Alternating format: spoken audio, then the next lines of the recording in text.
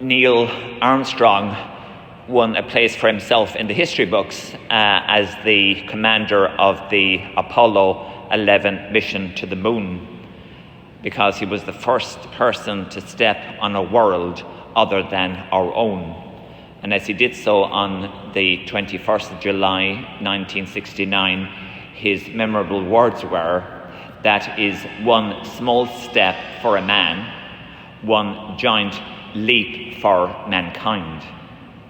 Now, Our Lady's Assumption that we're celebrating today is a similar type of a milestone in human history, because it is the time when one of our own race, one of humanity, landed body and soul in the glory of heaven. Now, to put this in its right context, ever since Good Friday and the arrival of the good thief in paradise with Jesus, and the arrival of Stephen shortly thereafterwards, and all of the early generations of Christians, they all arrived in heaven, but only in terms of their immortal soul. But Our Lady's arrival in heaven, body and soul, into the glory of our last end, is really marking the fullness of redemption. In the Creed, every time that we say it, either in the Rosary or Mass, we speak about the second coming of Jesus, in which we will all be resurrected. We will receive our bodies back again. And then the souls of those who have died in righteousness will be taken body and soul into heaven, the same as Jesus and Mary are there at present, in the fullness of our humanity. So the really big question is this, it's a very practical one, and it's all important, is this: what do we have to do to die in righteousness and one day to be with the elect in the fullness of our humanity in the glory of heaven? Well, we're told very plain and very simple about how to do that in the second reading. We were told, and I'm doing a slight paraphrase, Christ's resurrection is the first fruits from the dead. After Christ, those who share in the resurrection are those who belong to him. If we belong to Christ, belong to his mystical body, the church, that is the guarantee of dying in righteousness. Now, we can ask the next question, what do we have to do in order to belong to Jesus, to have him as the Good Shepherd and to be numbered among his flock? Well, to that very important question, we again have a very simple answer. Jesus gave us Mary as the model disciple. If we imitate Mary, again, we're guaranteed to be in Jesus' flock and to be saved. And today's gospel gives us a very precious insight into Mary's perfection as a disciple and what we have to do to imitate her. Elizabeth, under the inspiration of the Holy Spirit, says, "Blessed are you who believed that the promise made to you by the Lord would be fulfilled." Mary trusted completely and absolutely in God's promises.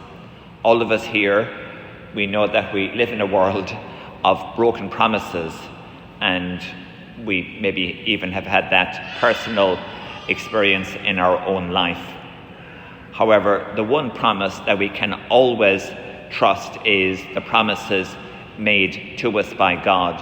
And if we trust and are faithful to God in that relationship, then we're well on the way to imitating Mary. Mary's inner life is completely revealed to us in what she says about herself in the Magnificat in the Gospel.